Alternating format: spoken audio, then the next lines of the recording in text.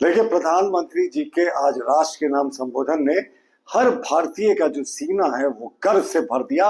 प्रधानमंत्री जी ने ऑपरेशन सिंदूर के पराक्रम को देश की हर नागरिक, हर महिला, हर बेटी, हर बहन के नाम पर समर्पित किया और उन्होंने स्पष्ट किया कि राष्ट्र सर्वोपरि होता है, उसके बाद ही राजनीति होती है। और उन्होंने कहा कि साहब, बहावलपुर और मुरी जैसे ग्लोबल टूरिज्म के जो बड़े हब थे, भारत ने उनको भी नेस्त नाबूद कर दिया। और उन्होंने ये कहा कि ऑपरेशन सिंदूर सिर्फ स्थगित हुआ है, आने वाले भविष्य में इसको तौला जाएगा, नापा जाएगा कि पाकिस्तान और आतंकवादी किस कसौटी पर खड़े उतरे हैं, उसके बाद उचित कार्रवाई की जाएगी। ऑपरेशन सिंदूर को उन्होंने कहा नया नॉर्मल है, यानी अब कोई आतंकवादी घटना को अंजाम देकर चले जाए और वो सस्ते में छूट जाए, ये नहीं होने वाला। ऑपरेशन सिंदूर ने एक नया बेंचमार्क को सेट किया है। और आप देखें, पाकिस्तान जिस तरीके से न्यूक्लियर ब्लैकमेल करने की कोशिश की थी, प्रधानमंत्री जी ने कहा ऐसा न्यूक्लियर ब्लैकमेल भविष्य में बिल्कुल नहीं चलने वाला है। हमें जरूरत पड़ेगी तो जिस भी स्ट्रैटेजिक लोकेशन को ठिकाने लगाना होगा हम वो जरूर लगाएंगे। स्टेट स्पॉन्सर टेररिज्म पर उन्होंने कड़ी चेतावनी दी और उन्होंने साफ कहा, terror and talk, terror and trade एक साथ नहीं चल सकते। प्रधानमंत्री जी ने कहा कि पानी और खून एक साथ नहीं बह सकता। पाकिस्तान गिड़गिड़ाने को मजबूर हो गया विश्व के सामने, अनेक देशों के सामने, और भारत को दो दो बार उसने डीजीएमओ को फोन करके सुलह की मांग की, तो उसके बाद भारत ने अपनी शर्तों पर सुलह की। ये बुद्ध पूर्णिमा का दिन है, ये शांति का प्रतीक है, लेकिन शांति का रास्ता भी शक्ति से होकर जाता है। तो पाकिस्तान और आतंकवाद के तमाम बड़े लोगों को यह चेतावनी थी। 100 से ज्यादा आतंकवादियों को हम लोगों ने मार गिराया, इंफ्रा जो थे आतंकवादियों के, वो इंफ्रास्ट्रक्चर्स को हमने डिस्ट्रॉय किया।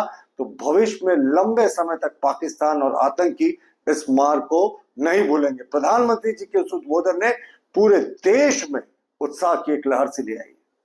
अभी अभी विश्व के सबसे बड़े लोकतंत्र और भारत के यशस्वी प्रधानमंत्री श्रीमान नरेंद्र भाई मोदी जी ने राष्ट्र को संबोधित किया। हमें गर्व है अपने सशस्त्र बलों पर, हमें गर्व है अपने राजनीतिकों पर, हमें गर्व है अपने नेतृत्व पर, जिन्होंने पाकिस्तान द्वारा पोषित आतंकवाद और उसके द्वारा घटित पहलगाम की घटना, जिसमें निर्दोष निहत्थे भारतीय नागरिक को उनके आत्मीय परिजनों के सामने धर्म पूछ करके मौत के घाट उतार दिया गया। इस कायरतापूर्ण घटना, इस अमानवीय घटना का विरोध पूरे भारत के नागरिकों के मन मस्तिष्क पर था। लोगों में भयंकर आक्रोश था। मोदी जी ने कहा था कि आतंकवाद को पोषित करने वाले, आतंकवाद को संरक्षित करने वाले, इस घटना को अंजाम देने वाले आतंकवादी इस दुनिया के किसी कोने में हो, उसको खोज करके उसको नेस्तनाबूद कर दिया जाएगा, उसको जमीन दोज कर दिया जाएगा, जमीन में मिला दिया जाएगा। और भारतीय सेना ने सटीकता का प्रमाण दे करके कश्मीर के उन तमाम गुनहगारों को और उनके आकाओं को, पहलगाम के तमाम गुनहगारों को, उनके आकाओं को पाकिस्तान के अंदर 9 आतंकवादी कैंपों पर सटीकता के साथ वार करके आतंकवाद की रीढ़ को तोड़ा है। 100 से ज्यादा खूंखार आतंकियों को उनको जो है मौत के घाट उतारा है। इसके प्रतिक्रिया स्वरूप पाकिस्तान का आगे आना लाजमी था और उस कायरना हरकत के बाद पाकिस्तानी सेना के द्वारा जो दुस्साहस किया गया, उसका प्रतिक्रिया, उसका जो बदला भारत की सेना ने लिया, उसको पूरे दुनिया ने देखा है। किस तरह से हमारे एयर डिफेंस सिस्टम ने अपना लोहा मनवाया। भारत को क्षति जहां शून्य हुआ, वहीं इस्लामाबाद तक भारत ने अपने सेना के माध्यम से अपनी उपस्थिति दर्ज कराई। भयंकर नुकसान के साथ पाकिस्तान को घुटनों के बल ला दिया और पूरे विश्व में चिरोरी करते हुए पाकिस्तान ने युद्ध विराम का भीख मांगा। भारत ने उस युद्ध विराम को तो स्वीकार कर लिया, लेकिन अपने शर्तों के साथ। प्रधानमंत्री जी ने कहा कि आतंकवाद और वार्ता एक साथ नहीं हो सकती। आप आतंकवाद को बंद करें, पानी और खून एक साथ नहीं बह सकता। आप आतंकवादी कार्रवाइयां और उनके सरपरस्तों को मिटाने का, हटाने का काम करें। और विश्व बिरादरी को भी स्पष्ट संदेश दिया कि कश्मीर से अगर यदि पाकिस्तान से बात होगी तो पाक ऑक्युपाइड कश्मीर के ऊपर बात होगी, आतंकवादियों पे बात होगी।